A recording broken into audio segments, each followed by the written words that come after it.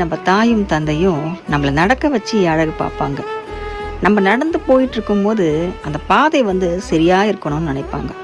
சில பாதைகள் கரடு முரடாக இருக்கும், மேடும் பள்ளமாக இருக்கும். அப்போது உடனே நம்மளை தூக்கி வச்சுப்பாங்க.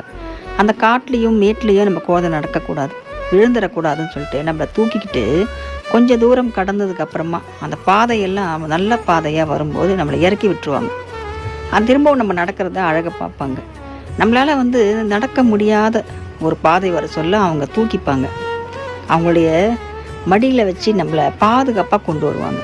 அவங்க நடந்து வருவாங்க, கல்லுலையும் முள்ளையும், நம்மளும் நடக்க விட மாட்டாங்க. அது மாதிரி தான் நம்ம முருகரும் நம்மளை நடக்க வச்சு அழகு பார்ப்பார்.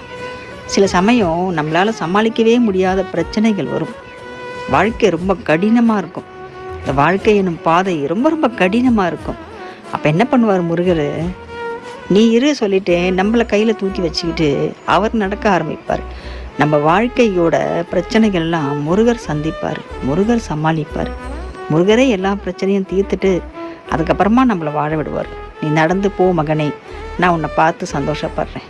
உன் மனசு என்றைக்குமே புண்படக்கூடாது, உன்னோட பாதங்களும் என்றைக்குமே புண்படக்கூடாது. நீ சௌகரியமாக வாழ்கிறதுக்கு நான் இருக்கேன்டா மகனேன்னு சொல்லுவார் நம்ம முருகர் தந்தை.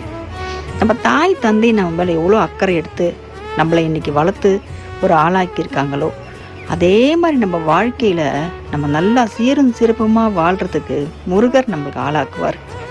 பாதையில் கல் எடுத்து போட்டு பூ தூவுறவங்களும் ஒரு அன்பான மனுஷங்களும் இருக்காங்க. முருகர் என்ன பண்ணுவார் தெரியுமா? அவருடைய இரு கரம் இல்லை, அவருடைய 12 கரங்களும் அந்த பாதையில் வைப்பார். இந்த பாதை கல்லும் முள்ளுமா இருந்தாலும் பரவாயில்ல, நான் உனக்கு கரத்தை வச்சிருக்கேன், என்னுடைய கைகளில் நீ நடந்து போ, உனக்கு கல்லும் குத்தாது முள்ளும் குத்தாது, என்னுடைய கைகள் தான் உனக்கு மெத்தையாக இருக்கும் சொல்லிட்டு அவருடைய 12 கைகளும் நமக்கு நடை பழகிறதுக்காக, நம்ம வாழ்க்கையை கடந்து போகிறதுக்காக கொடுப்பாருங்க. எவ்வளோ அற்புதமான முருகர் நம்ம முருகர்.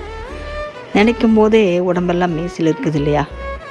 அவரை விட்டால் நமக்கு யாருங்க இருக்காங்க? நல்ல தந்தை நமக்காக இருக்காருங்க, நம்மளை வழி நடத்துறதுக்கு. நிச்சயமாக நம்ம வாழ்வோம், முருகன் அருளால் வாழுவோம். வெற்றிவேல் முருகனுக்கு அரோகரா.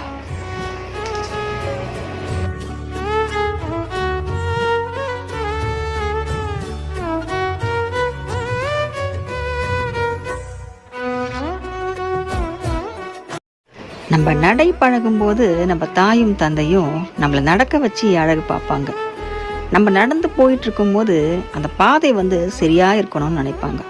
சில பாதைகள் கரடு முரடாக இருக்கும், மேடும் பள்ளமாக இருக்கும். அப்போது உடனே நம்மளை தூக்கி வச்சுப்பாங்க. அந்த காட்டுலேயும் மேட்லேயும் நம்ம கோதை நடக்கக்கூடாது, விழுந்துடக்கூடாதுன்னு சொல்லிட்டு நம்மளை தூக்கிக்கிட்டு கொஞ்சம் தூரம் கடந்ததுக்கு அப்புறமா அந்த பாதையெல்லாம் நல்ல பாதையாக வரும்போது நம்மளை இறக்கி விட்டுருவாங்க. அது திரும்பவும் நம்ம நடக்கிறத அழகை பார்ப்பாங்க. நம்மளால் நடக்க முடியாத ஒரு பாதை வர சொல்ல அவங்க தூக்கிப்பாங்க. அவங்களுடைய மடியில் வச்சு நம்மளை பாதுகாப்பாக கொண்டு வருவாங்க. அவங்க நடந்து வருவாங்க, கல்லுலையும் முள்ளையும், நம்மளும் நடக்க விட மாட்டாங்க. அது மாதிரி தான் நம்ம